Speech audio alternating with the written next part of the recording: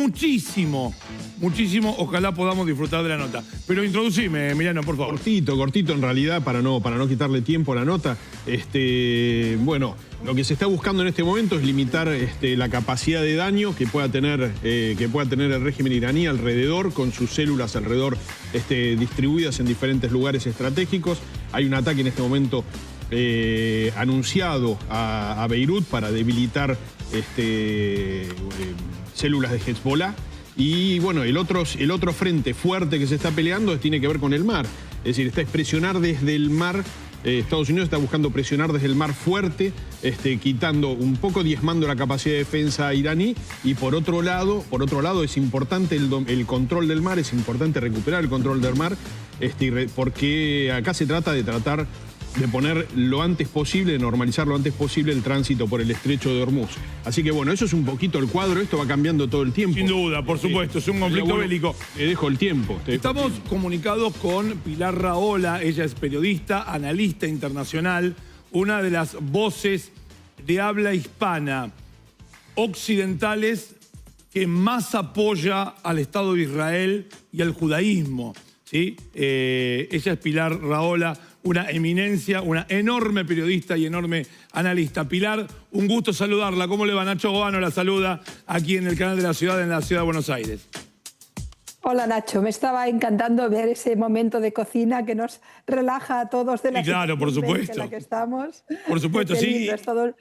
Y contando, nos contaba Robertinho que cuando la colonización, bueno, cuando llegan los portugueses, había como trueque de comida y que los originarios brasileños no querían comer la comida portuguesa y le daban la lacada, decían, tomá, comé que no hay problema, comé que no hay problema. Pilar, 1.000.000 de gracias, ¿sí?, por este ratito de su tiempo que nos está dando. Pero bueno, estamos parados en un conflicto bélico. ¿Cómo ve usted la mirada de Europa hoy con respecto al conflicto? Una Europa que pareciera, al menos desde este lugar del mundo, advertirla menos occidental que hace unos 10 o 15 años. Bueno, primero, permítame un comentario, porque antes de presentarme había un analista comentando que había una gran batalla por el mar. Dio en el punto exactamente. La batalla en este momento es marítima fundamentalmente, porque dominar el mar, primero los estados demuestran poder cuando dominan el mar. A pesar de que tiene muchísima más fama el aire, el mar es fundamental, especialmente en países que están en situaciones geoestratégicas. Y por tanto, dominar el mar es dejarle a Irán sin esa imagen de poderío y, por supuesto, garantizar el estrecho de Hormuz. Pero además también es el intento, veremos si conseguido o no, de que este régimen caiga por aire y por tierra sin conseguir llegar a la infantería, es decir, perdón, por aire y por mar, sin llegar a la infantería, que sería una situación de guerra distinta y mucho más compleja, ¿no? Y luego, respecto a la pregunta que me hace, que la encuentro muy bien dirigida, ¿qué nos pasa en Europa? ¿Qué está ocurriendo en Europa? Hay diferentes niveles. La Europa de Alemania no es la misma de España. Es decir, creo que algunos están en unas posiciones en estos momentos menos occidentales que otras, ¿no? Pero es cierto que Europa hace mucho tiempo que está en una crisis profunda de identidad, y a pesar de que existe la Unión Europea, es más un grupo económico que no un grupo con capacidad política. Hoy por hoy lo que tenemos es posiciones diferentes en función también de los intereses internos y de las miserias internas.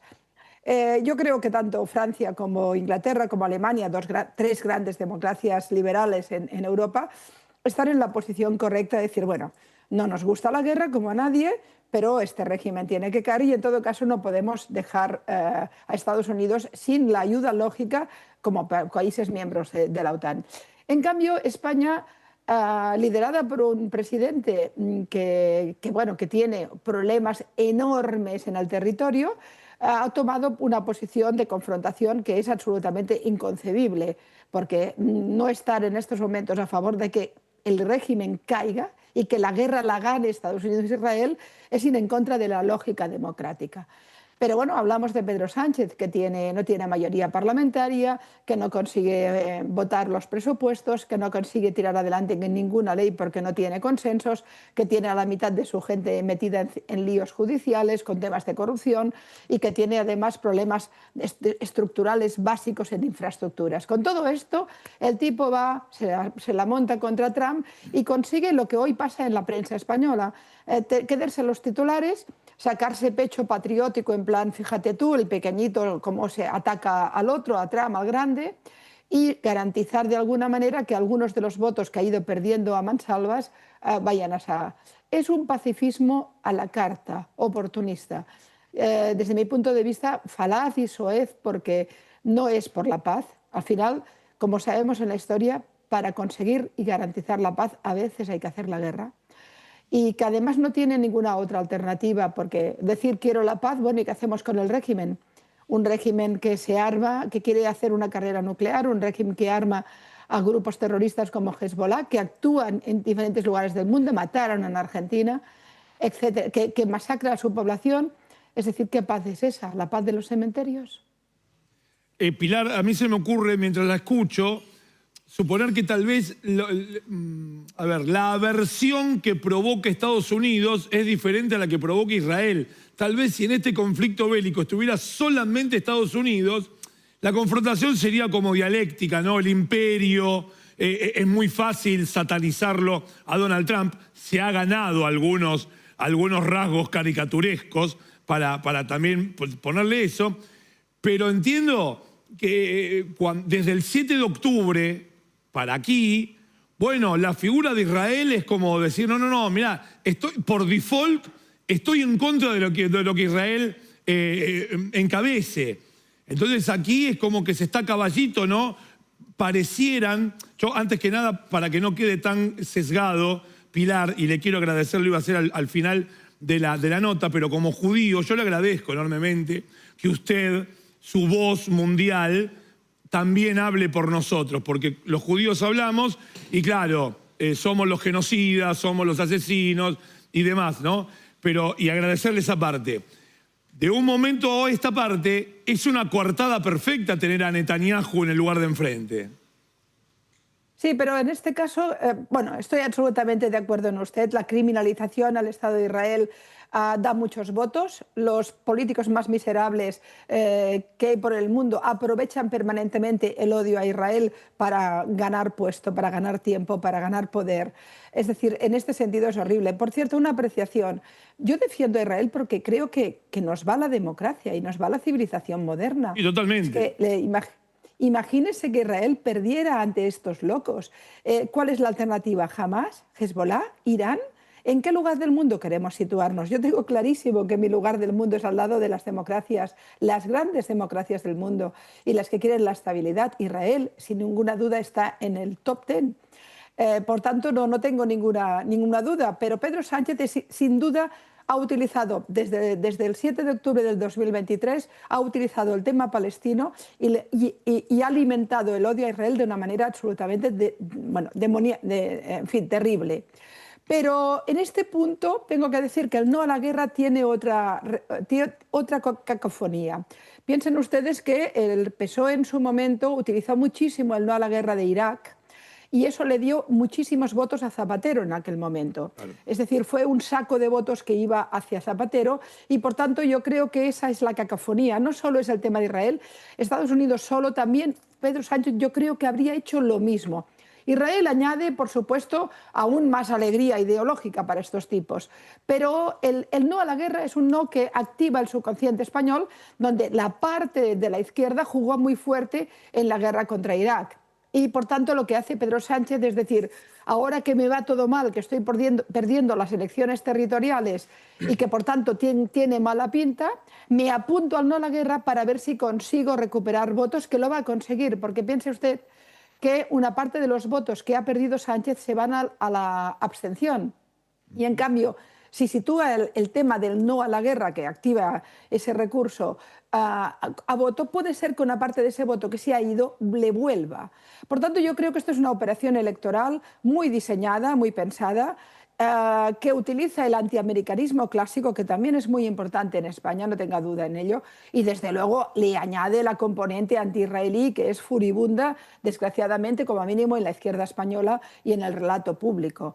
Por tanto, yo creo que se suman los dos. Pero en este caso, incluso sin Israel, me temo que Sánchez habría aprovechado la situación, porque el antitrumpismo le funciona maravillosamente, se pone taconcito, se hace grandecito. Parece que es algo importante, cuando es realmente muy irrelevante. Pilar, te saludo, Emiliano Damonte. Pensaba, el otro día te escuchaba hablar y me pareció muy interesante, una de las palancas grandes que hay justamente en todas estas tomas de posiciones es la ignorancia respecto al régimen iraní.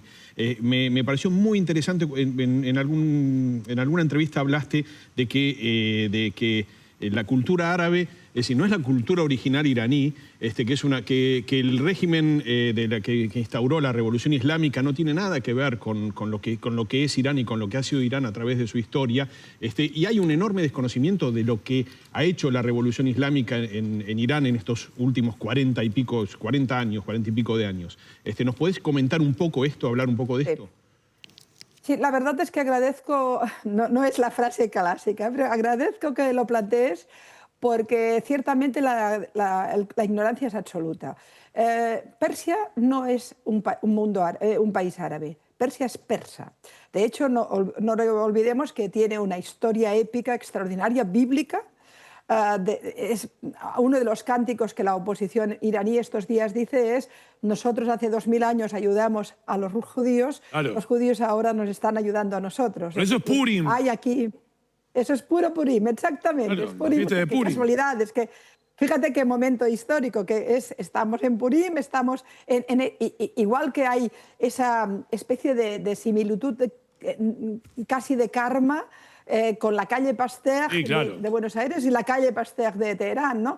El tipo que ordenó la muerte de ciudadanos argentinos en AMIA, en la calle Pasteur, la inmensa mayoría de ellos judíos, pero no olvidemos que mató a argentinos en tierra argentina. Y claro. En la calle Pasteur, es el tipo que muere en la calle Pasteur de Teherán, ¿no? Louis Pasteur debe estar alucinando por esa coincidencia tan impresionante, ¿no? Y por tanto también esa cosa histórica, ¿no? Hay que recordar, quizás la gente no lo sabe, pero el imperio persa frenó el exterminio de los judíos, la reina Esther, en fin, toda la historia bíblica, y ahora es al revés. Israel es percibida por una inmensa mayoría de la población iraní como el salvador, el libertador ante esta situación. La pregunta que me hacías es, por tanto, la intento explicar. Persia es un país que tardó muchísimo en llegar el Islam. Por tanto, el Islam fue incorporado muy tarde. De hecho, ellos hablan farsi. Hubo incluso intentos de que hablaran árabe y se negaron. Aceptaron la grafía árabe, pero no el idioma, de manera que ellos escriben en grafía árabe, pero en farsi. Y el farsi además tenía una grafía propia, y todas sus costumbres y tradiciones no se parecen a las tradiciones del mundo árabe islámico. Por tanto, y además siempre fue un país con una historia de lucha y de resiliencia muy importante, con grandes mujeres en su historia, donde el papel de la mujer fue también un papel muy relevante. También ahí se alejaban del islamismo, y desde luego nunca tuvo unas posiciones de islamismo radical. De manera que la llegada de Jomeini, la revolución de Jomeini en el 79, es una revolución ajena a la historia iraní. De ahí que durante todos estos años haya habido tanta contestación, muy aplacada por el terror y por la represión brutal.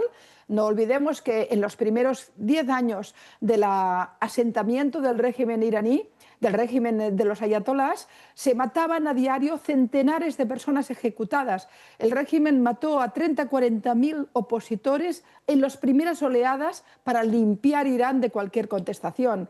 Y a partir de este momento ustedes han visto las últimas imágenes, cómo han llegado a utilizar munición real para disparar a los manifestantes. Es decir, el régimen se sostiene sobre el terror. Yo hace tiempo leía una encuesta que hablaba de que solo el 25% de la población iraní le daba apoyo al régimen, pero está asentado en la Guardia Revolucionaria, en las fuerzas Basij, que son paramilitares, en las fuerzas policiales, en las fuerzas Quds, es decir, que el régimen se mantiene en el terror. Pero además hay que recordar también algo importante. Una parte, ¿por qué usted puede ver a jóvenes manifestantes, mujeres, chicos, estudiantes o de otras generaciones tan valientes saliendo a la calle, poniendo su cuerpo, porque al final es lo que han hecho durante todo este tiempo. Porque hay memoria de la libertad. Claro. Es decir, más allá de que el régimen del Shah de Persia era un régimen en muchos aspectos tiránico, es decir, no se sostenía en la democracia, pero sí que era un régimen occidental en términos de valores éticos y de valores, sobre todo de valores de comportamiento. Las leyes no segregaban ni por sexo, ni por religión, ni nada parecido. En este sentido era un régimen de libertades. Probablemente no sería homologable ahora porque hablamos sin ninguna duda de un proceso hacia la democracia, no hacia una dictadura ni hacia una monarquía. Pero lo cierto es que cualquier estudiante, cualquier joven que estos días se manifestaba en las calles de cualquier ciudad de Irán, tiene papás, tiene madres y padres y abuelos que recuerdan la libertad, que han vivido de otra manera. Yo pude conocer a Shirin Ebadi en Barcelona, la Premio Nobel de la Paz, que había sido la primera juez de altísimo cargo en Irán, y los ayatolás inmediatamente, por ser mujer, le prohibieron ejercer. Claro. De estas mujeres hay muchas, es decir, Persia es Persia. Persia tiene una conciencia de historia importante, de grandes revueltas, de grandes momentos épicos, y por tanto desde el primer momento hay que recordar que desde el minuto 1 del 79 aquí no han parado de intentar liberarse de este régimen. Hasta el punto de ahora. Ahora, evidentemente, no vamos a ver ni manifestaciones. Al contrario, tanto Estados Unidos como Israel lo que piden es que nadie salga a la calle. Claro. De hecho, sabemos que el régimen no avisa de los bombardeos precisamente porque quiere que haya víctimas civiles. Es decir, ahora estamos en un punto que todo el mundo tiene que preservarse, porque los bombardeos son muy dirigidos a las zonas estratégicas del régimen, pero ello no implica que no pueda haber personas que mueran aleatorias en cualquier momento. Estamos en momento de guerra, esto es muy peligroso. Pero esto es Irán. El Irán de Khomeini es una impostación histórica. Niega la propia historia de un país que ha sido fuerte, grande, épico, grandioso más que grande, grandioso, y que nunca militó en el islamismo radical. Un país, Pilar, con avances, históricamente, avances médicos, avances tecnológicos. La verdad que toda esa región, ¿no? Como la península arábiga también, o sea, de muchísima búsqueda de respuestas y muy activo. Pilar, yo le agradezco enormemente una vez más su tiempo. Fue muy importante para nosotros poder charlar con usted y escucharla en su claridad. Y nuevamente, y esto ya a nivel personal, muchísimas gracias por sus convicciones, también muy cercanas a lo que es el pueblo judío. Muchísimas gracias. El pueblo judío es fundamental en la lucha por la libertad. Y desde luego Israel es fundamental en la lucha por la libertad. Y lo que estamos viviendo es una lucha por la libertad. Abrazo enorme, Pilar. Muchas gracias. Gracias, Pilar.